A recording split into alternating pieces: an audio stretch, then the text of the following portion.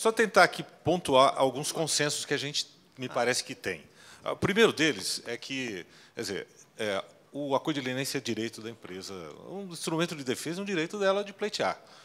Minimamente, a gente tem que ouvir. Não dá para simplesmente dizer, não, eu não quero. Mas eu tenho como cooperar, não, eu não quero. Eu acho que não é essa. Porque a gente tem que entender também o acordo de leniência como uma saída. Senão... O segundo ponto, me parece que há um certo consenso, que o dano, que era o grande impeditivo, e nunca eu vi discussão entre os órgãos em relação à multa. Eu nunca vi. Somente em relação ao dano. Então, me parece que é um consenso que o dano foi trazido indevidamente para o bojo do acordo e que é direito da empresa colaboradora ou daquele que tenha causado prejuízo erário discutir o quanto, num processo de ampla defesa contraditório, que o acordo de leniência não permite. Ele não é o momento, não é um instrumento. Isso está normatizado pela Instrução Normativa 71 do Tribunal de Contas, não, das TCS, que a 74, quando estabeleceu a supervisão do TCU, dos acordos de leniência, disse no artigo 6º que o acordo de leniência celebrado pela administração não afasta as competências do tribunal fixadas no artigo 71. E deverá ser encaminhado ao tribunal o processo administrativo específico de reparação integral do dano, para fins de apuração eventual prejuízo erário. Então, o que acontece aqui? Quer dizer, eu faço o acordo de leniência, porque tem um fundamento no acordo que é a celeridade. Quer dizer, aquele que vai colaborar, e a própria administração, tem que fazer isso rápido, porque a empresa está sangrando. Não posso ficar aguardando um tempão para poder celebrar um acordo. Olha, tem dano? Vamos discutir qual é. Num processo que pode chegar, inclusive, ao judiciário. Isso está muito bem estruturado do ponto de vista normativo pelo Tribunal de Contas. E a administração pública faz isso todos os dias. Seja um servidor público que causa prejuízo, num ato decisório, ou seja um fornecedor de bens e serviços para a administração. Então, me parece que é um consenso, quer dizer, que nós não deveríamos, com relação à quantificação do dano, impedir um eventual acordo de leniência. Me parece que é um consenso nisso. O terceiro, que é um ponto que o ministro Wagner colocou muito bem, e o presidente Carreiro coloca do dilema, do chapéu que o TCU tem que ter. Se o TCU é um órgão de supervisão do processo, e a CGU é jurisdicionada do tribunal, como todos os demais órgãos são, como é que ele vai assinar conjuntamente?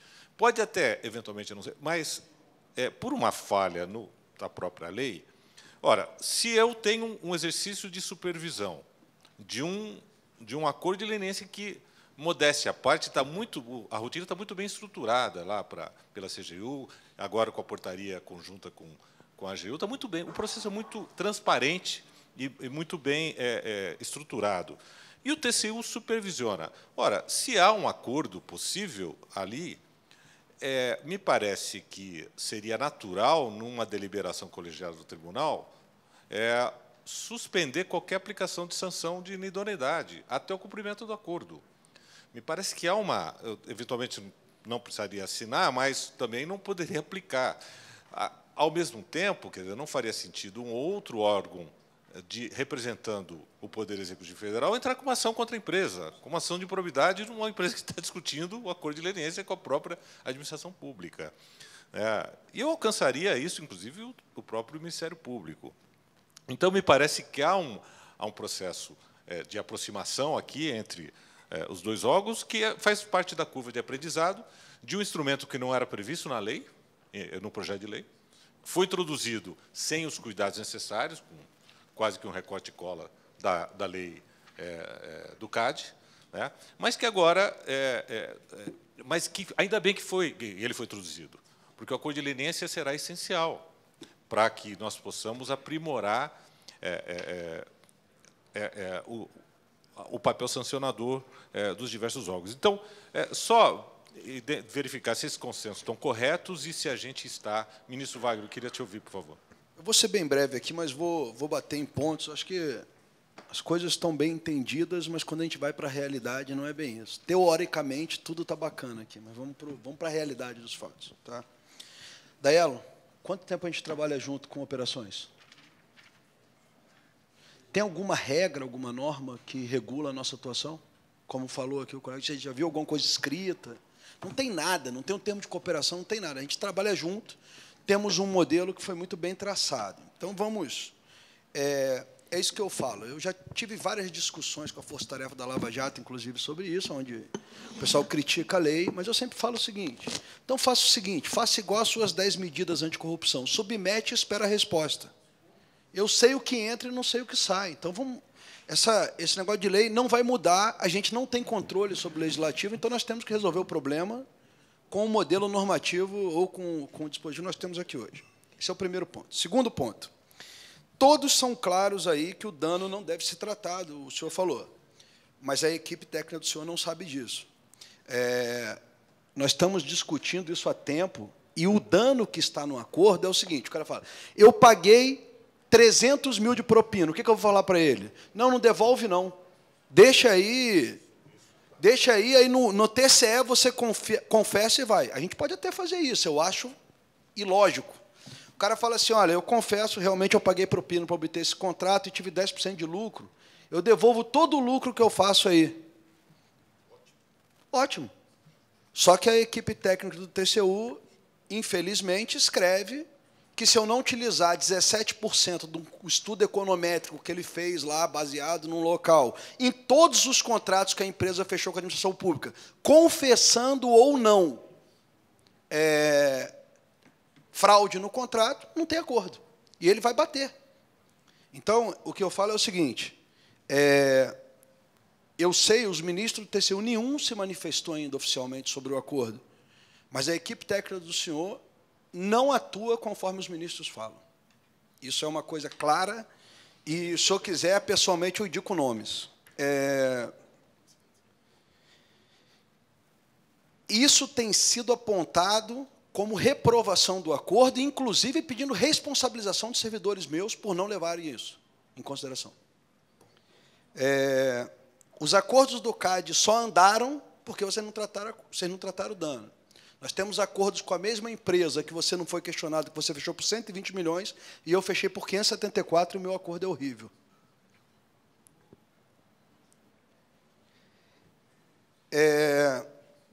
Deixa claro que o que nós temos hoje é uma ineficiência, e aí eu não tenho nada para esconder, está aberto os números, total do Estado de recuperar dinheiro hoje. Temos até um certo mecanismo que anda na fase inicial das investigações, mas, quando a gente chega na fase de recuperação, ela é sofrível. No âmbito judicial, temos cerca de 10% do valor das ações. No âmbito dos processos administrativos, a gente não tem nem esse valor, mas o valor é mais baixo ainda. Infelizmente, esses pontos estão aí.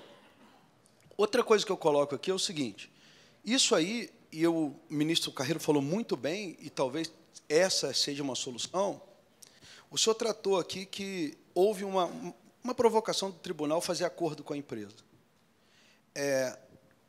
Essa provocação é que nós temos feito desde o início, que esse acordo seja feito num balcão único.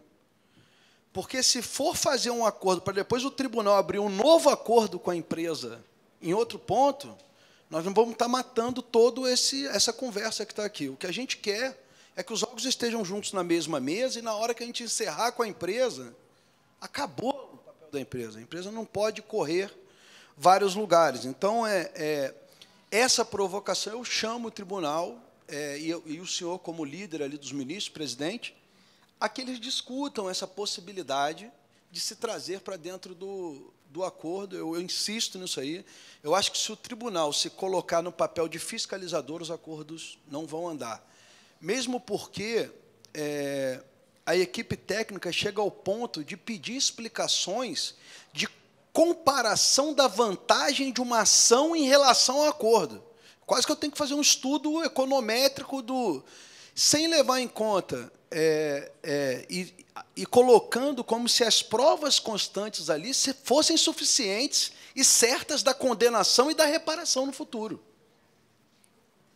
Ou seja, o nosso maior defeito, que é a ausência, a gente tem um risco. Eu já participei. Ó, eu vou dar um exemplo claro. Nós fechamos uma investigação grande, que nós pegamos prejuízo na casa de 600 milhões de reais, não vou falar porque ainda está em sigilo, em 2013. Até hoje, ninguém devolveu nada, ninguém foi condenado, não aconteceu nada. E, quando eu vou discutir, tratam um acordo como se fosse assim, ó. Olha, o certo é que ele vai pagar tudo o que eu pedi, ser condenado em 1 ano, e você está dando a vantagem para ele. E essa não é a realidade, e isso não tem. E isso vai se repercutindo, porque acaba que as análises dos acordos ficam com 500 páginas, e, por óbvio, ninguém vai ler, só vai ler as conclusões. Só que o extrato do que está ali dentro, ele é baseado em informações que não condizem com a verdade. Então, eu acho que esses são os pontos. Hoje, infelizmente, o posicionamento, ministro, da equipe deve ter sido o seguinte: se não colocar, como eles sabem, da baixa efetividade de recuperação das TCEs, eles querem utilizar o acordo como uma forma de suprir isso. Então, uma forma, ou a empresa se compromete a pagar todo o valor que eu imagino que possa ser desviado, sem nenhum direito de ampla defesa e contraditório para a empresa, ou não tem acordo. Hoje, a discussão é essa.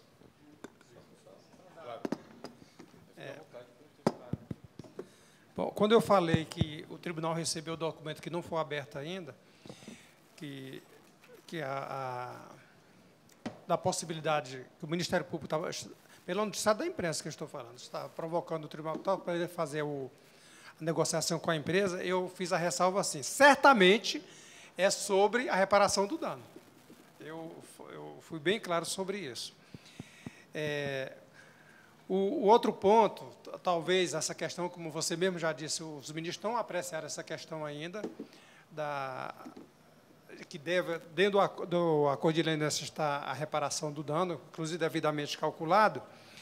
Eu não sei ainda o fundamento disso, porque nós não discutimos isso ainda a nível de plenário, mas me parece, talvez, ou seja, uma leitura equivocada do artigo 13 com o artigo 6º da instrução normativa, porque isso, agora que ficou mais claro ainda. Olha o que o artigo 6º diz, e o seu parágrafo 1º diz: deverá ser encaminhado ao tribunal o processo administrativo específico da reparação integral do dano. Não é do acordo de leniência, o acordo de leniência foi outra coisa. Então, e aí cita no final o artigo 13, que deve ser um processo separado. Agora, talvez esse questionamento que você esteja levantando, que eu vou verificar isso lá com a Infraoperações. Deixa eu aproveitar que eu esqueci de outro ponto que o tribunal fez no encaminhamento dessa questão. Nós criamos uma secretaria só e tão somente para cuidar desses processos. Mas talvez esse zelo seja em função de quê? Quer ver? Deixa eu lhe chamar a atenção para isso aqui, para vocês aqui. Esses acordos, às vezes, eles têm um prazo de até 20 anos, e até mais para ser cumprido. Então, veja bem, se tem uma reparação de dano a ser feito, a legislação hoje, fazendo a ressalva aqui da adição do Supremo, que diz que não está decidido ainda definitivamente, que os débitos contra a União são imprescritíveis, está sendo discutido, não está em definitivo ainda, talvez o jeito seja esse. Porque, veja bem, se você faz um acordo de leniência, se daqui a 20 anos você só for abrir a tomada de conta especial, 20 anos depois já prescreveu. A inidoneidade que poderia ser aplicada já prescreveu tudo, que é 5 anos, o prazo total hoje de prescrição é 5 anos. Inclusive, para multas, o tribunal quis avançar nisso, o Supremo derrubou. Então, é essa questão que nós temos que verificar. Mas, quanto a essa parte aqui do processo administrativo, que deve ser encaminhado do tribunal para a reparação do dano, realmente, na minha visão, está muito claro. Eu vou discutir isso com o pessoal lá. Eu vou até anotar o telefone lá do procurador para me convidar ele para ir lá no tribunal para fazer uma palestra para nossos colegas servidores, que ele demonstrou aqui a especialização reconhecidamente aqui na área de acordos, mas eu quero só deixar isso exatamente muito claro, que talvez seja exatamente essa questão. Inclusive, numa conversa, numa audiência que nós tivemos lá, eu questionei o ministro da Transparência na época, exatamente sobre as garantias de pagamento desses acordos de leniência que é feito com as empresas, que às vezes se prolonga por 20, 30 anos. Quais são as garantias que eles têm? É uma questão também que você me explicou que isso consta do acordo de leniência, mas não consta da lei. Olha a diferença que tem. Aí eu volto para o texto da lei, e para a sua lei, Isaac, e volto para o texto da sua lei. Primeiro, quando você faz o acordo lá do APS, ou do termo de compromisso, o que é que diz aqui na lei, no artigo 15, parágrafo, o artigo 15, ficam suspensos os prazos. A lei, a LAC não diz. A LAC não trata disso. Então, tem uma insegurança total para você fazer. Viu? Então, são essas questões que dificultam o andamento dos processos. A cada passo que você dá, você encontra um obstáculo. Obrigado. Ministro, só fazer um comentário em relação aos acordos de leniência lá do CAD. O ministro Wagner fez uma menção de um acordo em que o CAD fechou por 120 milhões e o acordo da CGU seria ruim porque foi 540. Só para esclarecer que tem um recorte, e eu volto a dizer isso, muito grande em relação ao ilícito CAD. A gente está preocupado com o ato colusivo. São ilícitos completamente distintos. Então, os valores são muito distintos mesmo, porque lá no inciso 1 do 37, a gente tem uma limitação legal de aplicação da penalidade, que é de 0,1% a 20% do faturamento bruto no ramo de atividade do ano anterior à instauração do processo. Então, o limite é bem menor, é bem diferente em relação a isso. Então, pode ser que isso de 120 seja, com certeza, foi um TCC, seja um TCC com desconto de 50%, ou de 35%, ou de 25%. E ali a gente considerando única e exclusivamente o ato colusivo, as multas de cartel, sem considerar os outros ilícitos. Então, só deixar isso claro, que a comparação dos valores, elas podem ter uma diferença muito grande, porque nós estamos comparando valores absolutos, mas para coisas diferentes. Para responder o ministro, Carreira, a gente teve, desde o começo que a gente começou a fazer as leniências, ministro.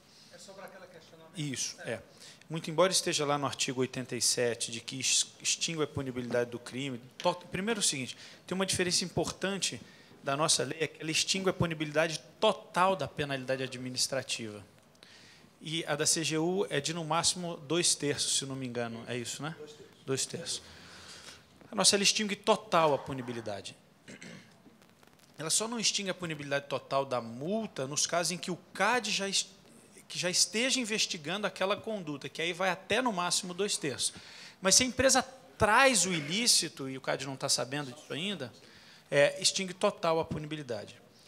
E ele ainda vai além, não só da pena administrativa, mas da pena criminal. E não só do criminal de cartel, da 866, da formação de quadrilha, porque cartel às vezes tem bastante gente, e de qualquer outro ilícito relacionado. Então, ela dá essa segurança jurídica. E aí, o CAD, na época, até por uma estratégia, não estratégia, mas no sentido de ter essa visão de cooperação com os demais órgãos que poderiam ter algum tipo de competência em relação àquela matéria, o CAD sempre optou por assinar os termos de leniência, os acordos de leniência, com o Ministério Público, porque isso o CAD entendia que daria uma maior segurança para a parte em que, ao entregar as provas de uma conduta que também seriam tipificadas como crime, não ficariam descobertos na esfera penal e, portanto, teriam uma maior facilidade para assinar os acordos de leniência.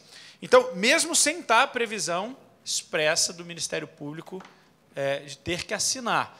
Mas a parceria que o CAD sempre fez com a polícia e com o Ministério Público, que já vem de muitos e muitos anos, proporcionou que essa estratégia tivesse um sucesso. E aí a nossa parceria foi se intensificando cada vez mais. Muitas das operações que são feitas pela Polícia Federal, com os pedidos de busca e apreensão, são feitas junto com o CAD. O CAD vai auxiliar, até mesmo porque nós somos os especialistas em saber quais são as provas que são possíveis de condenar em um ilícito de cartel ou não. Então, no momento da busca e apreensão, a gente está lá junto com a Polícia Federal, escolhendo as provas. Essa é importante, não, isso não precisa, isso deixa para lá.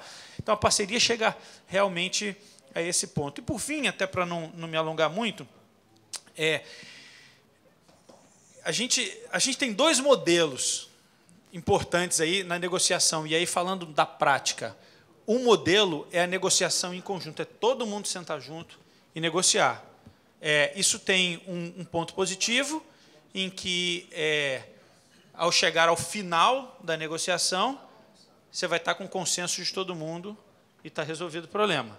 O ponto negativo é mais difícil chegar ao final, porque você tem muitas pessoas sentadas na mesma mesa negociando. Então, isso é uma opção de modelo, isso tudo vai depender da forma como se faz essa cooperação e da forma como os órgãos vão se portar no sentido de cada um vai ter que ceder um pedaço. Isso eu não tenho dúvida. Cada um vai ter que ceder um pouco, senão nós não vamos chegar num consenso. O balcão único é uma hipótese, mas a gente tem um longo trabalho aí pela frente para poder fazer. O grupo de trabalho, ministro, que a gente está participando, é importantíssimo. Eu acho que vai cada vez mais levantar essa discussão, abrir os horizontes e até, se for o caso, fazer proposição de alterações legislativas, que, como o ministro Wagner falou, não é uma coisa fácil. A gente está com um problema agora na mesa, a gente tem que resolver o problema, e se a gente ficar dependendo só disso, o tempo vai passar e a gente não vai conseguir fazer. Para acabar minha manifestação, em relação às indenizações, vale a pena ressaltar o seguinte: deixar a indenização de fora do acordo de leniência é uma estratégia muito importante. E separar, ministro, como o senhor falou, nas duas caixas diferentes, ter uma possibilidade de sucesso muito grande. No direito antitruste, isso é muito claro e muito separado, né? Mas o nosso ilícito é diferente, mas lá é muito claro e muito separado. A gente tem um PSL, aí, o 283, de autoria do senador Aécio. Ele está discutindo uma coisa interessante: a possibilidade do enforcement privado andar junto com o enforcement público. De que maneira? Quando você descobre o cartel, esse cartel vai ter consequências penais, vai ter consequências administrativas e civis. E as civis é a obrigação dele indenizar o terceiro pelo dano que ele causou, ou seja, indenizar o mercado. Esse PSL, ele vem fazendo o que os Estados Unidos faz, que é o triple damage. Na verdade, o PSL vem tratando do double damage. A empresa que cometeu o ilícito de cartel é obrigada a indenizar o terceiro, que foi prejudicado, no valor de 2 vezes o prejuízo que ele causou. Isso não tem absolutamente nada a ver com direito administrativo, mas anda do lado, porque ele aumenta o custo do delito, mais uma vez eu volto a dizer. E aí a gente tem um problema com a leniência. Imagine a pessoa que faz a leniência, ela entrega todas as provas, se livra da multa, que, como o ministro Valdir disse, ninguém está discutindo multa, a gente está discutindo prejuízo. E o prejuízo ao erário, tanto quanto o prejuízo ao terceiro no ilícito de cartel, pode ser muito maior do que a multa a ser aplicada. Então, a estrutura de incentivos pode ter um problema aí. Poxa, eu vou fazer isso para me livrar da multa, mas depois eu vou ter que pagar o mercado inteiro durante anos o prejuízo e ainda em dobro. E aí o beneficiário da leniência pode ficar naquela situação: faço ou não faço? Porque se eu entregar as provas lá, eu posso me dar mal no ilícito civil. E aí esse PSL, olha que interessante, ele diz que o double damage não é aplicado ao beneficiário da leniência também. Então, é mais um benefício que faz com que você traga as pessoas que cometeram ilícito para dentro da administração pública, no sentido de contribuir com as investigações. Na verdade, eu queria corroborar uma passagem da fala do ministro Wagner, e vou fazê-lo até, ministro Carreiro, me permito fazer uma abordagem sobre uma passagem da fala do ministro Wagner, e para demonstrar que, na verdade, eu estou trabalhando pela convergência aparente aqui, sempre pela convergência. Eu sou um vocacionado e vi aqui o ministro Valdir, quando também fez ali o elenco, sempre buscando o que é o ponto de convergência, as outras questões a gente tem que separar e rápido. E aí, ministro, eu vou pegar uma situação envolvendo a própria CGU, enquanto fazendo legitimamente as perquisições que deve fazer junto a nós também, né, dentro do trabalho que precisa realizar. Eu me recordo, quer dizer, vivenciando desde que foi editado lá o primeiro diploma tratando disso, de fato, em 97, e vivenciando a nossa evolução em relação a esse assunto, e sendo membro do Comitê de Termos de Compromisso desde a sua origem, que é quem negocia com o superintendente-geral, que é o cargo que eu ocupo hoje, coordenando o comitê com vários superintendentes da Casa. Ele aprecia e negocia os termos para só, então, submeter isso à apreciação colegiada. No primeiro ciclo dele, de 2005 a 2012, eu era procurador-chefe, integrava o órgão para fazer o controle da legalidade e assessorar juridicamente, e, de lá para cá, eu sou gestor e coordenador do comitê. Então, eu tenho a vivência integral, além da passagem anterior, em que não tínhamos o comitê, e que eu lá já estava e também vivenciei, inclusive em ambiente do jurídico, isso. E uma coisa que foi interessante num processo de interlocução com a própria CGU, não preciso citar caso nenhum aqui, mas para ilustrar, em duas oportunidades houve uma aproximação em relação a essa temática, e é natural que assim seja, né? Não é uma temática qualquer, eu estou discutindo a pretensão punitiva do Estado, né? Quer dizer, não vamos nem discutir a natureza disso e tal, mas eu estou, de fato, entregando alguma coisa ali que é relevante. Até aí, tranquilo. Mas, no primeiro momento, e é uma abordagem de boa-fé, a perquisição chegou a passar, num dado caso, por um detalhe relacionado com alguém que se pegou precedentes nossos lá e se enxergou que aquele alguém deveria receber o mesmo tipo de valor pecuniário. E aí dizia, mas esses casos aqui vocês praticaram esse valor. Por que nesse o valor é diferente? E aí dizia, porque também é empregado. Eu falei, olha, atente que não é empregado. Nos dois casos, um é administrador, o outro é empregado. E aí o administrador tem que analisar também as dinâmicas de relacionamento que ele tem. No caso, era um possível insider trading. E aí comecei a dizer tudo aquilo, mas para dizer o seguinte, olha, eu vou poder fazer várias abordagens aqui para tentar trabalhar com você o racional em relação a esse assunto. Mas uma coisa que certamente a gente precisa ter cuidado aqui é, se a gente eleger no Estado quem vai olhar no olho do administrado, e aí é ele o elegível, e vai dizer, isso aqui vale de verdade, na tal da margem de discricionariedade, que sabemos está muito longe de parecer arbitrariedade e de sê-lo mais ainda, quer dizer, na verdade, eu simplesmente inviabilizo esse tipo de instrumento. Então, assim, é importante a gente ter em mente que, por mais boa-fé que tenhamos e necessidade de perquirir, uma vez que se venha por quem tem a titularidade de margem para agir, sempre com o pressuposto que está a fazer na finalidade pública. Se eu perquiro e esse alguém me diz, olha, eu tenho esse rol exemplificativo de coisas que podem levar uma ponderação para chegar ao que seria a contrapartida adequada. Eu pratiquei isso é sindicável. Eu falo do meu processo para você e estão todos os elementos aqui. Agora, se de fato a gente não tomar cuidado na aproximação de controle, para que não nos substituamos, ainda que na tentação, àquele que elegemos para fazer essa interlocução, se não tivermos esse cuidado, a gente inviabiliza qualquer tipo de processo dessa natureza. Eu acho que eu saio daqui com uma satisfação muito grande por ter participado de uma discussão tão rica. E eu acho, Valfrido, que o papel do IRI, eu acho que ele é até maior do que simplesmente a gente se limitar numa discussão. Eu proponho até que nós possamos juntos, de repente, construir um raciocínio, um entendimento de legis ferenda, propor um projeto de lei até ao Ministério da Justiça, a partir dessas conclusões que nós chegamos aqui. Eu tenho algumas ideias. Por exemplo, eu acho que a empresa que está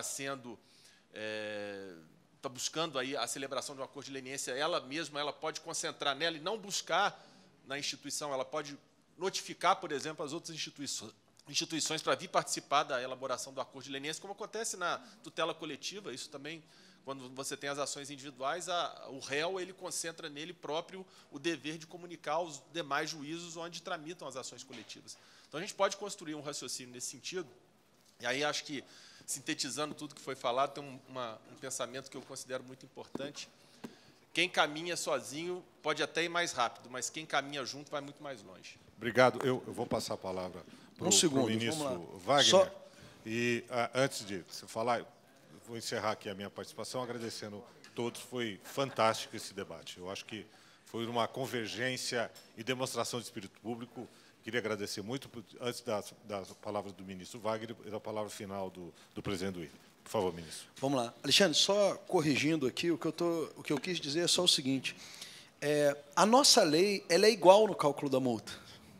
As mesmas características, 0,1% a 20%. Só que para você sentir a que nível chega quando você coloca terceiros olhando, olha o final do que diz. 0,1% a 20% do faturamento bruto no exercício anterior à abertura do processo administrativo, excluídos os tributos, a qual nunca será inferior à vantagem oferida. O que tem gente falando lá? Não, eu acho que tem tantos por cento de prejuízo, calcula uma vantagem estimada oferida que ultrapassa 15 vezes o valor se você botasse 20% da multa, e a partir daí, meu amigo, se torna uma coisa que é louca. Os cálculos não batem. Quando você coloca numa planilha, o cálculo da multa, do valor, ele tem um limite mínimo e um limite máximo. O limite mínimo dá maior que o máximo. Você está entendendo? Por quê? Porque cada pessoa vai gerando uma interpretação e vai colocando aquilo como uma regra. Eu estou te falando desses 100 e pouco de vocês, 574, eu não estou criticando o seu, não. A nossa multa deu igual, porque os 300 e pouco foi o que a empresa admitiu de prejuízo. Mas o acordo foi... Alguém questionou o seu? Porque não tem ninguém lá olhando. Na hora que ele for lá olhar, vai questionar. Então, eu estou com pena de você, porque eu com 574, o que estava escrito lá, quando vira com o teu de 120, porque o teu também prevê, também no mesmo, igual ao meu, mas não diz que tem que trazer o dano. Ele diz que o dano vai ser tratado em situações. E eu estou falando desse caso específico, porque você vai falar, não, mas nossa situação é diferente, em termos. Você sabe muito bem que no mesmo caso que tem cartel, tem pagamento de propina, e nesse caso eu sei que os nossos acordos são praticamente o mesmo. O teu é da área de defesa econômica e o meu é corrupção. Mas são os mesmos contratos, nós vamos seguir as mesmas cláusulas. Por isso que nós chegamos a praticamente valores de multa muito semelhantes. Então, eu não tenho dúvida que é o mesmo, mas é porque a nossa preocupação ela está específica no cartel. Então, o enforcement está avaliado para lá. E, neste caso, não neste caso específico, mas na nossa lei também fala em relação à vantagem oferida. Nunca inferior à vantagem oferida. Até por uma opção lógica, o que o CAD fez? O CAD não faz a análise de vantagem oferida, primeiro porque a gente não tem consenso nem aqui, nem na OCDE, nem na ICN, nem no lugar do mundo se faz cálculo de vantagem oferida, porque senão não se tem uma metodologia, isso gera insegurança jurídica e o objetivo da penalidade não é a arrecadação, é o efeito dissuasório. E, como eu disse no começo, o efeito dissuasório não basta aumentar a pena, tem que mexer na probabilidade de detecção. E o acordo de leniência já faz isso muito bem. Nós tivemos essa discussão no ano de 2016 inteiro no plenário sobre a possibilidade de trazer para dentro do cálculo da multa a vantagem oferida. E eu fui radicalmente contra, e o plenário venceu isso, a despeito de alguns conselheiros entenderem que esse tinha que ser o ponto central da aplicação da penalidade. Debate magnífico, magnífico, que nos dá conta do altíssimo nível da administração pública brasileira, que no dia de hoje trabalhou para a trabalhadora e o trabalhador brasileiros, que dependem da sobrevida das empresas no Brasil. Nós temos que rumar para uma solução convergente para as empresas brasileiras, sobretudo aquelas que caracterizam a espinha dorsal da nossa economia. A fala do doutor Daello foi particularmente emblemática, quando ele diz não está certo ter tantas operações, tantas buscas e apreensões. O que é que nós precisamos fazer efetivamente para que isso não se repita? E eu penso que nós só chegaremos lá, doutor Daello, com reforma política e regulação do lobby. E esta será a próxima discussão do IRI na virada do ano, no começo do ano que vem. Eu quero convidar as senhoras e os senhores para mais essa conversa, para mais esse diálogo, porque sem resolver o problema na origem, nós voltaremos aqui muito... Ótimo, maravilha. Muitas e muitas vezes. E feitas essas considerações, eu dou por encerrados os trabalhos e agradeço muito e peço uma salva de palmas a todos vocês.